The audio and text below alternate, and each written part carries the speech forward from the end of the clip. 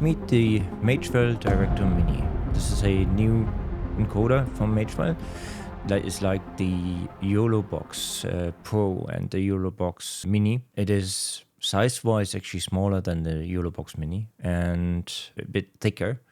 And on the bottom here, you have a network connector, an SD card slot, a USB-C port, and a 12-volt DC power port.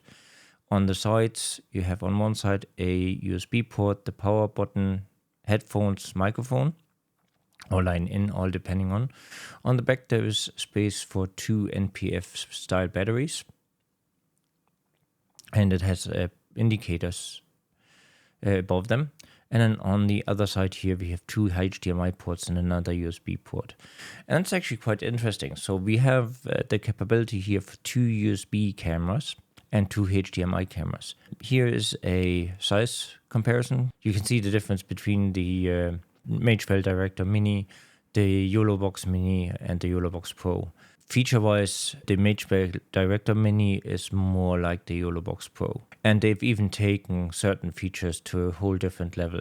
On the back, you can see 2 indicators. The red one, that battery is under 25%, and then it goes to red. And the other one is obviously green.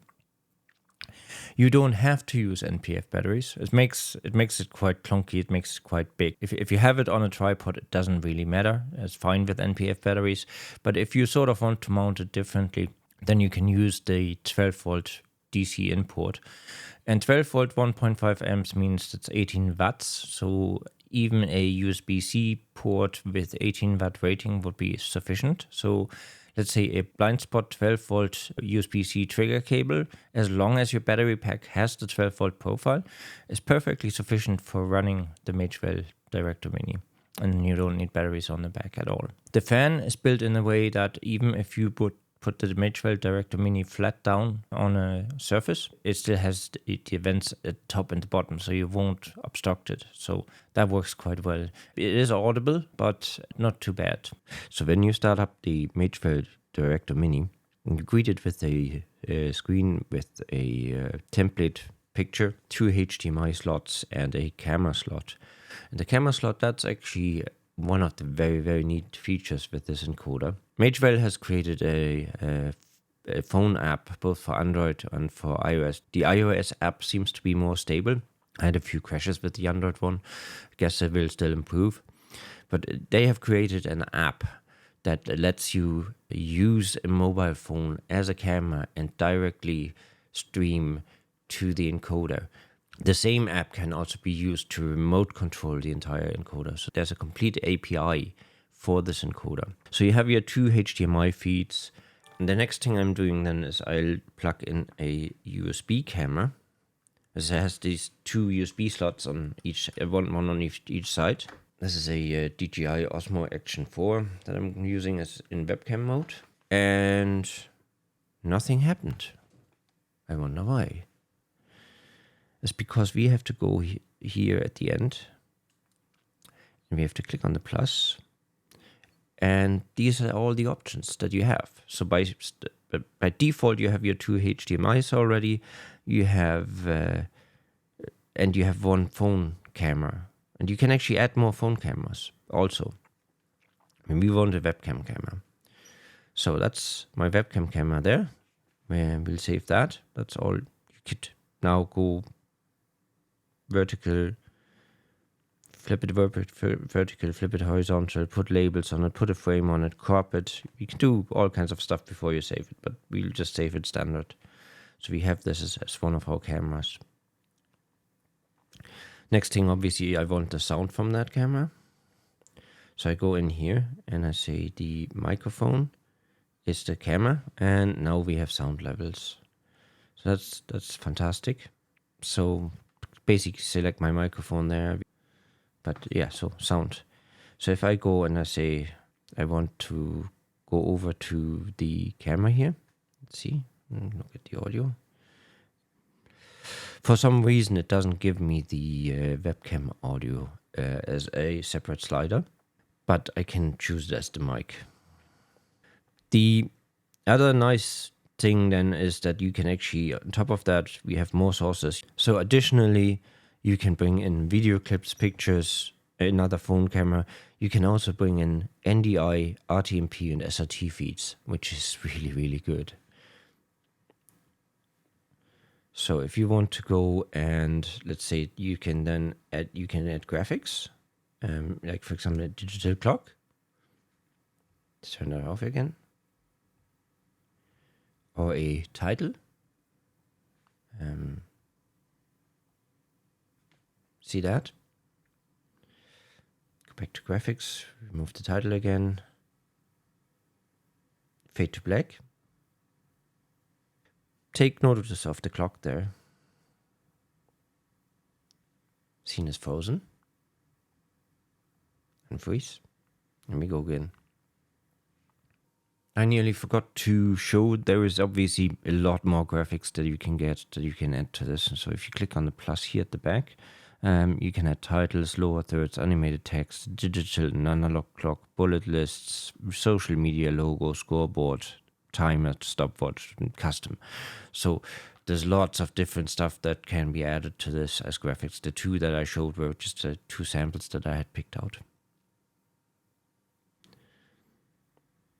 And then you have the places you can stream to. That's YouTube, Twitch, Facebook.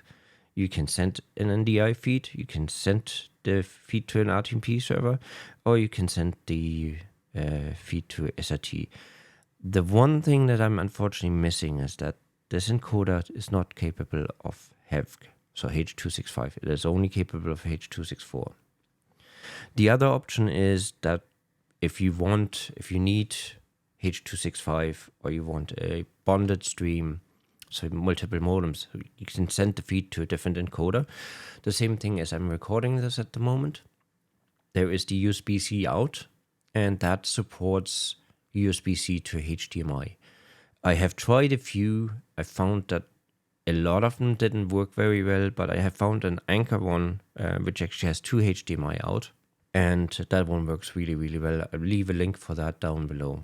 So you can also record to the SD card in the encoder, and the encoder also has its own internal memory. So let's have a quick look here in the settings. Okay, so you have network. You can also, instead of a headset, you can actually pair a Bluetooth headset up with this encoder, which also is a really neat feature. Display options is the colors, if they boosted, brightness levels, things like that. Audio, you can say which is your mic device, input delay. You can set delay for live audio inputs, which is something you really need, because if you're not taking the audio from the camera, you bring it in from a separate microphone, there might be a desynchronization between the audio and the video, and you want obviously to put in the delay. You say output microphone sound to monitor device, yeah. Output microphone to sound to USB-C. You can say you want that or you don't want that. That's great. Storage, as I say, it has 64 gigabytes of internal storage. So even if you have no SD card in the device, you have internal storage. You can take screenshots, and you can say where should it record first. So I've set this to SD card in this case. Encode. So this is the thing where you can set presets of what you want, and they have done some presets, but you can add more. So I've already added one that wasn't the standard. So if you go in here and you see this program 1080p 30 fps 8 mbps, that's one that I added to the ones that they already have there. So that's very, very flexible. So you build your own presets here. Stream, again, that's the same thing where I have a home internal RTMP set up, so I can do that. Record, again, you can also here select different presets. You can say we want a different encoding for that. Scene switching, quick switch, scene transition. You have two transitions, cut or fade. That's up to you. And then the transition time. Back LED lights, where I already said the two LEDs on the back are indicators for batteries, but you can also use them as NDI tally lights. And then system, obviously the standard things. Firmware, I'm currently on firmware 22645. It was a firmware that Magewell sent to me. New version. Ooh, there's an update. Oh wait, that's great. So 22645 is the first firmware that fully supports the DJI Osmo Action and DJI Pocket 3 cameras. They weren't working properly before that. And I see as of today, there's actually a 22650. So I will be updating this a little bit later. Yeah, and that's the settings. And then I show the remote assistant. It finds the Director Mini on the network.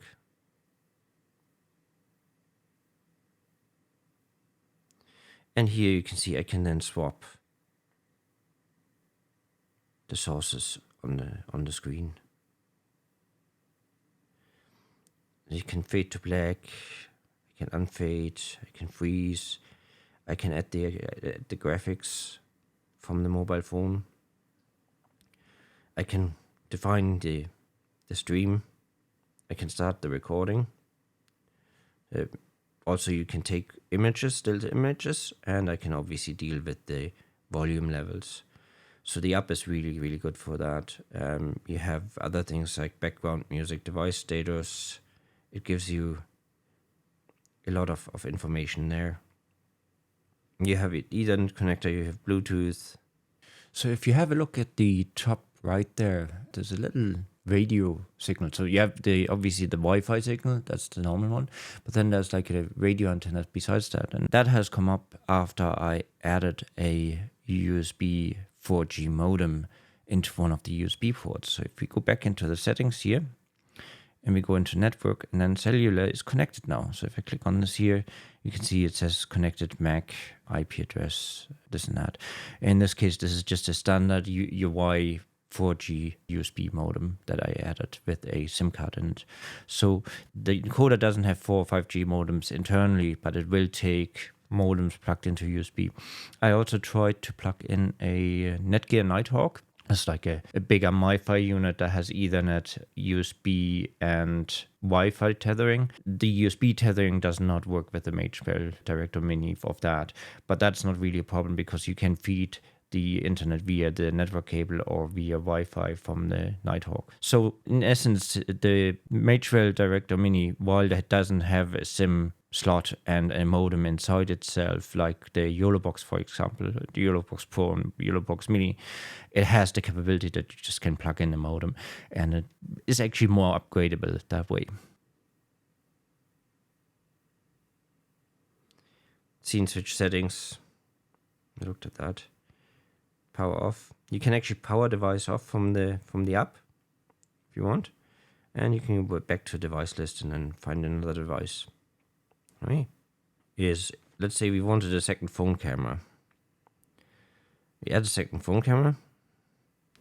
Camera 2, high quality, advanced, 1080p 30, 8 audio bitrate, create.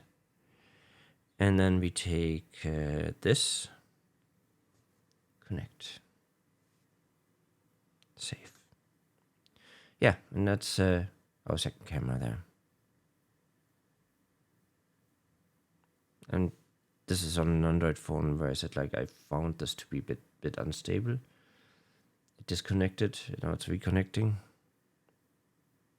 So all in all, Magewell have created a quite impressive little streamer product with a lot of great features. This was announced at IBC 2023.